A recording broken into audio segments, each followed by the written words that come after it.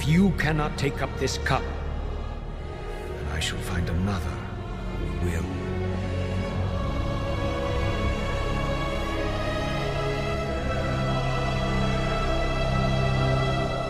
The warning has been given. Their fate is now their own.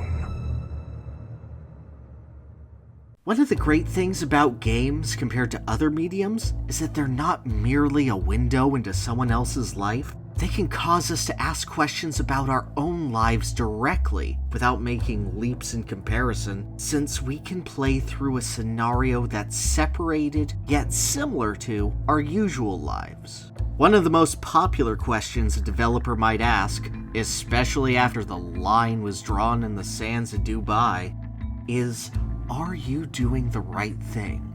And if not, letting the weight of your own actions dwell on you.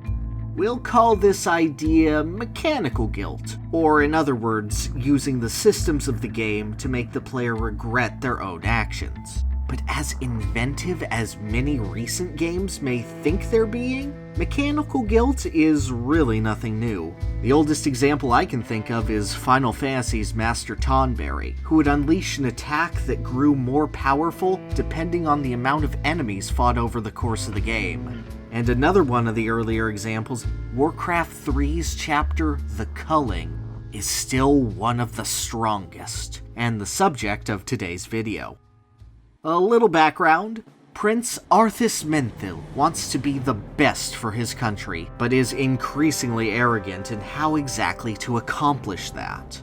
Over the course of the story, even before he's corrupted by the evil sword Frostmourne, his morals erode one by one until he completely loses sight of what he originally stood for in his quest of self-aggrandization.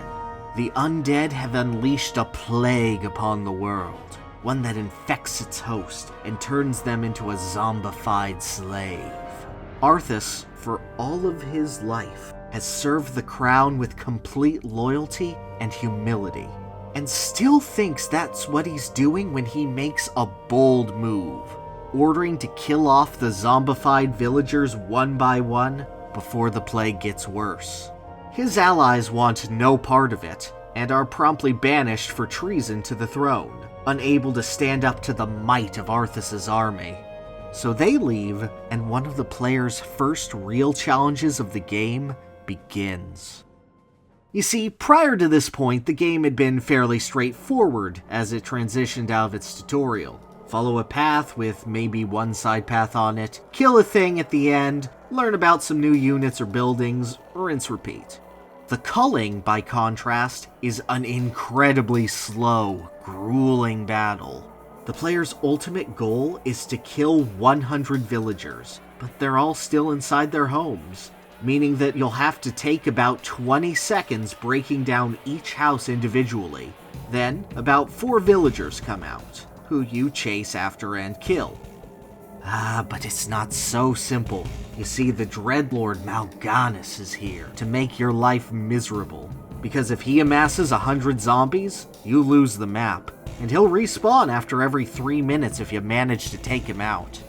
Not only that, but you must simultaneously defend your base with a separate team, turning your attention away from Arthas and making the fight that much more agonizing. There's even side objectives to distract you further, with strong enough bonuses to tempt a player. What all of this amounts to is a tug-of-war, as you struggle to kill more and more civilians before Mal'Ganis can amass his zombie horde. The longer it goes on, the more grueling it becomes, as Mal'Ganis starts getting more aggressive, and bigger assaults are launched on your base. It's then, and maybe after you lose a couple of times, that you realize the best strategy to this map. Your opponent's score doesn't lower when you kill his zombies. Mal'Ganis' goal is simply to create 100 undead, not necessarily to have 100 of them available. Therefore, it stands to reason that there's a great way to stop the influx of zombies. To cut off its source. In order to do your best at this mission, you'll want to kill the villagers before they turn into zombies, back when they're fully aware of their future king gutting them through again and again. And keep in mind that this isn't some cruel jerk doing this. Arthas is popular amongst his people, and they put their faith in him. Before this moment, he was the epitome of the mild-mannered paladin who wants nothing but what's best for his people. As the game constantly reminds you when you select him and he says, "Is there danger?" Or, "The light is my strength." Before he brains another innocent with his hammer. Arthas has also been the player's only source of healing, so the player organically comes to know Arthas as supportive in both gameplay and dialogue. And yet the mission's goals are clear.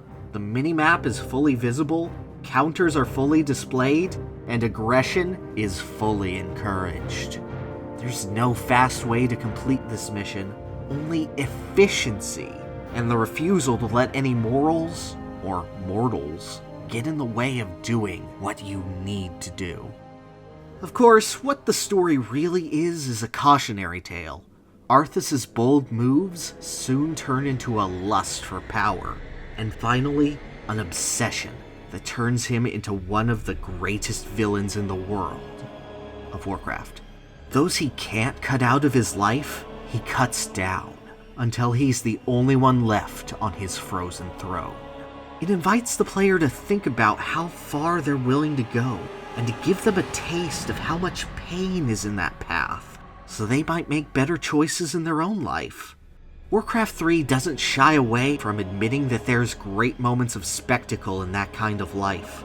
The kind of rush you can only get from taking something you don't deserve and playing the part of the unrepentant and powerful.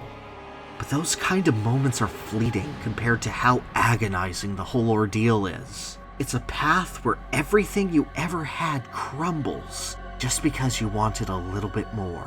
It's a path designed for guilt.